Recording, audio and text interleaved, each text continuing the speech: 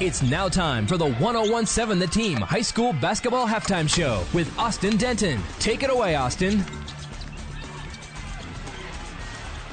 And we're back here live from La Cueva High School. It is the La Cueva Bears 48, the Albuquerque High Bulldogs 42. You're listening to the D.R. Horton Game of the Week on ESPN Radio 1017 The Team, and it is now the New Sender Credit Union Halftime Show. Austin Denton with you, halftime sponsored by New Sender Credit Union. Now you can pay with Lobo Pride. Stop by any New Sender Credit Union branch to get your new UNM Lobos credit and debit cards. Getting your card is simple and free. Visit newsender.org for details. Federally insured by NCUA. Equal opportunity. Let's go ahead and take a look at some of the stats that we have for both teams. First, for the home team in tonight's contest, the La Cueva Bears doing an excellent job so far. 2 players in double figures, those being Lawrence Kalis and Christian Ramirez.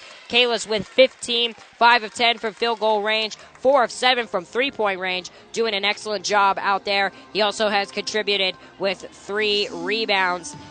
So that's good news for the Bears, as Kalis hasn't been contributing as much this season, but has really done so far this game. Christian Ramirez also has 13, 4 of 7 total field goal, but 3 of 6 from three-point range, and a perfect 2 of 2 from the free throw line, and 1 rebound.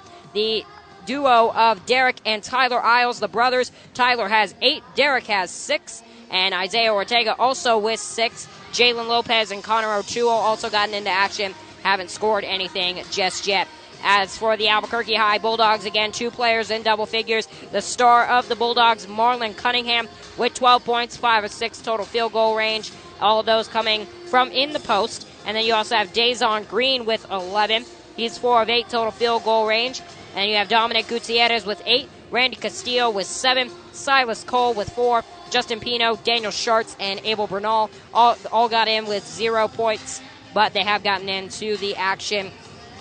We also see that the Bears are out-rebounding the Bulldogs right now 15-13. So that is also good news that the Bears are getting an advantage on this lengthy Bulldogs team. When we come back, we'll talk with Brian O'Neill, get some first-half analysis. You're listening to the D.R. Horton Game of the Week and the New Center Credit Union Halftime Show. ESPN Radio 1017 The Team.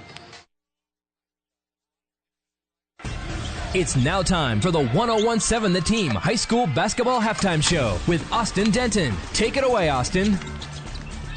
And we're back from La Cueva High School. The Bears of La Cueva leading the Albuquerque High Bulldogs 48-42 here at halftime. Thanks for tuning in. Austin Denton with you. And now we bring in Brian O'Neill for the first half analysis. And Brian, one of the things that's been standing out to me is the amount of three-point shots that La Cueva has shot. They're 7 of 16 opposite the 5 of 7 for Albuquerque High. So even though Albuquerque High has made more of their shots, the Bears are still converting on their possessions and are taking more of the perimeter shots against a lengthy Albuquerque High team. Yeah, me and Scott were talking about it, during the first half of the game. It's just that Albuquerque High is having a really hard time extending their zone against these shooters.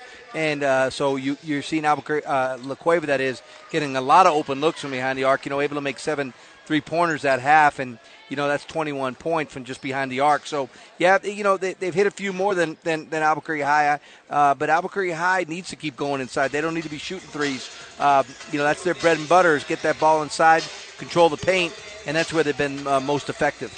And another one of the things that we talk about is the 2-point field goal percentage. It's at 75% for the Bears, and then 54.5% for Albuquerque High, and that's quite a mismatch right there. Yeah, it is. And they're not, the La Cueva just not shooting a lot of inside shots. They're getting a lot. The reason the percentage is so high, they had an awful lot of transition baskets that first half, which pretty much led to layups or some putbacks around the basket. So you're going to shoot, a pretty high clip when you're shooting from, right underneath the rim.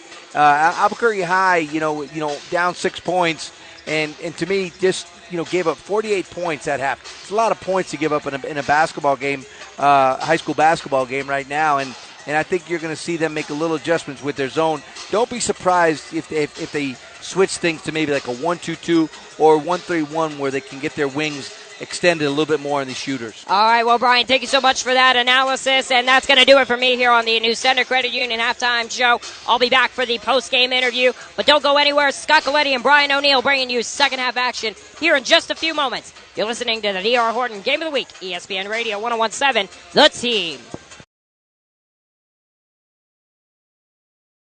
All right, thanks, Scott. I'm here with Coach Frank Castillo, and Coach, as Scott said, quite a track meet.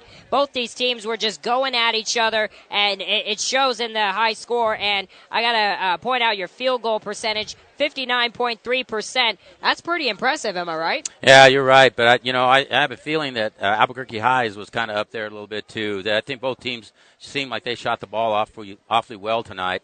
There wasn't a whole lot of defense out there. True, that's true. And like you had said, 57.4% for Albuquerque High, so you just barely edged them out on the field goal percentage. But there was a lot of 3 points shot tonight, 27 total, and that's a stellar stat because you have the Albuquerque High team who has a lot of length and was really getting in the post, and you guys were still attacking the post, but yet you were banking in those 3-point shots. Yeah, we were. It was a good night for us. I've been kind of waiting for a night like that where we would, where Christian and Lawrence would go off and hit shots, especially in the home gym. I mean, they practice here all the time, so I was really happy to see them hit those shots and be able to attack what Cunningham was doing in the middle. So up next is district play for you guys. Your next home game will be Santa Fe, but I believe you guys have a game before that. Yeah, I think we play Manzano on Tuesday night. Yes. Yeah, so it's going to be a battle. Manzano's a good team. They've got things going over there. So we're looking forward to the challenge of going away from our home court and playing at Manzano. All right. Well, thanks so much, Coach, for joining me. Austin. Appreciate it. That was head coach Frank Castillo of the La Cueva Bears. Let's throw it back to you, Scott.